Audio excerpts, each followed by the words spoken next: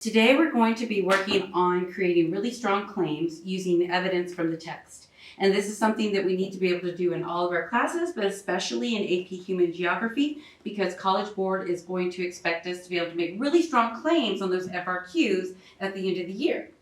And so also, I think that we've picked out a topic that I know everyone in this class is interested in. It is one of our lenses through which we look at the world and geography. And if you remember the acronym, it's ESPN, right? Mm-hmm. So the first E is economics, economy, good. And then the S is social or society, good. And the P is political. And so that last little N is environment. And so that's what this is about. It's we're going to read an article about how humans cause climate change. You guys are going to be able to express your opinions and then validate those opinions and those claims with evidence from the text. And we'll also see if anybody changes their mind or learns something today. So here's how it's going to look. We are going to, like I said, analyze claims using evidence in preparation for our FRQs. We're going to collaborate and synthesize our viewpoints. And then at the end, we're going to come up with a consensus claim for each of the two groups. And materials, make sure we have everything. We have our climate article, our student handout, our paper, a writing utensil, and highlighter. Right? Yep. Okay. Alrighty. So this is how it's going to look, the whole thing. You're going to document your opinion initially on the handout. Then you're going to get some time to read the article by yourself. Then we're going to have a group discussion with assigned roles. And then the fun part, we're going to report out and see what we all think. Okay, so let's look at step one. Look at your handout, and it has the claim at the top. It says, human activity is the primary driver of global warming. So now I want you to just decide based on how you feel, what you already know. Choose one. Do you disagree, agree, or partially agree? And then take a minute to explain your answer. So everybody documented your original opinion. Now activity step 2. This is where you're going to take some time and you're going to read the article yourself, and with a highlighter, I want you to look for things that back up your claim or maybe challenge your claim. So highlight the things in the article that you feel will help your claim one way or the other. Go ahead and take a few minutes to do that. Okay, so now that we have spent 5 minutes going over the article, let's go on to the next step. In this next step, you're going to work as a group. And you're going to discuss your original opinion. You're going to discuss the things that you highlighted in the article. But first, we need to make sure that everybody has a role. And we normally have a facilitator, a note taker, and a reporter. Violet was very helpful. She's already worked as our facilitator by passing out all the information and making sure that all the supplies were on the table. And I'll also continue to rely on you to make sure that everything is going smoothly. But in each group, I also need a note taker and a reporter. The note taker will write down the consensus on one of the handouts, and the reporter will share it with the whole group.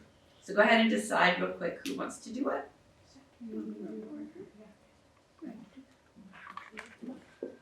We good? Okay. All right. So go ahead at this time, follow your handout. The directions are there for you. It says to write your group consensus. Yeah. But before you do that, before you write your consensus, talk to each other about what your original opinion was. Maybe share with each other which parts of the article stood out to you, and then discuss it. Because at the end of this 15 minutes, you need to come up with a one statement between the two of you. Okay? And I'll help you with that in just a minute. But first, I'm going to let you share out some of your ideas. So what was your original thing before you started reading this article?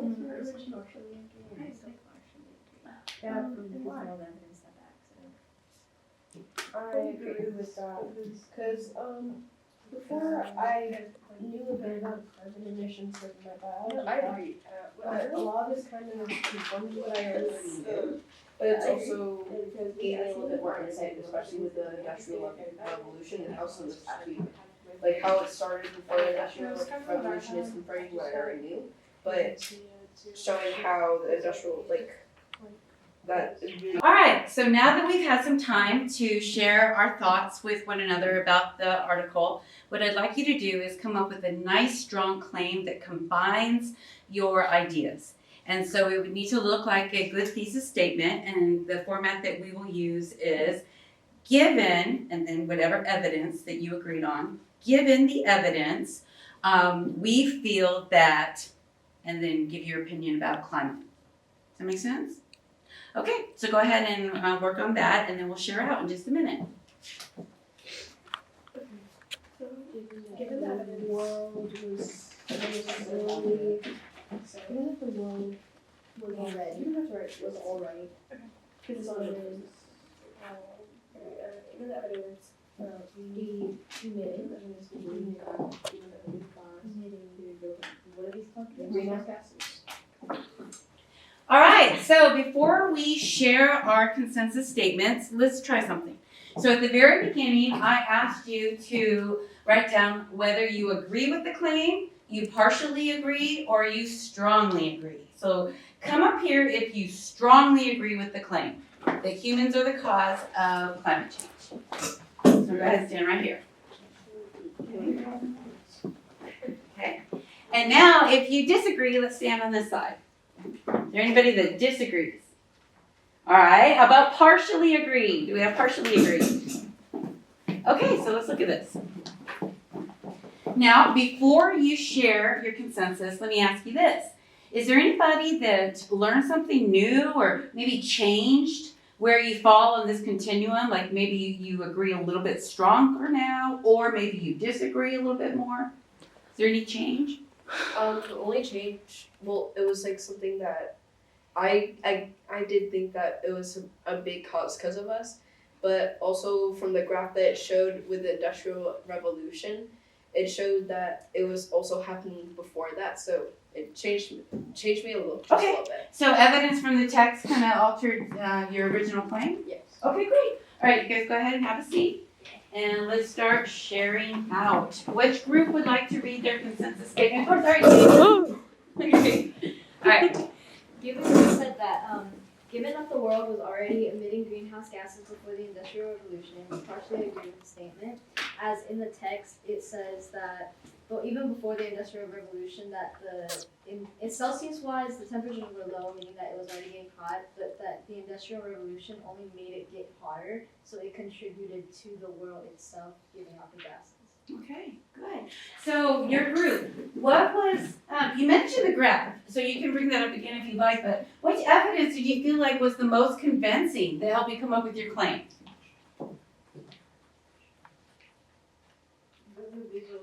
The visual graph. So Violet, can you explain a little bit more about that?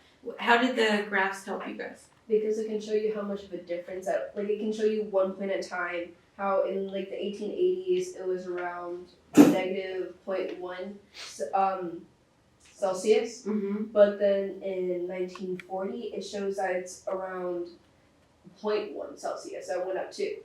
Okay. So the visual representation of the information is really helpful Yes. when you're trying to clarify how you feel about something, right? Good. All right, you guys ready?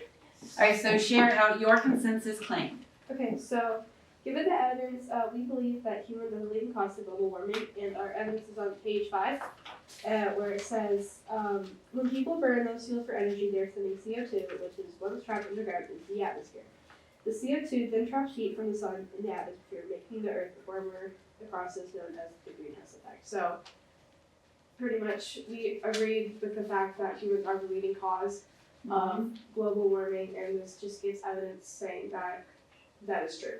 Because of the CO2 emissions. And here's something I see in both of your claim statements, but especially with what I just heard Leah saying, is that it's important that we provide claim, evidence, and reasoning, right? And so when you work together to make sure that you have really good evidence to back up your claim, that reasoning just came naturally. Did you see that? How she just explained in her own words after she read the evidence? And that's exactly what you need to be able to do when you write FRQs or when you are writing essays. So it's really good. So this group, what evidence did you find the most convincing? Like what part of the article, or the way the article was written, or the way the information was laid out, what helped you the most?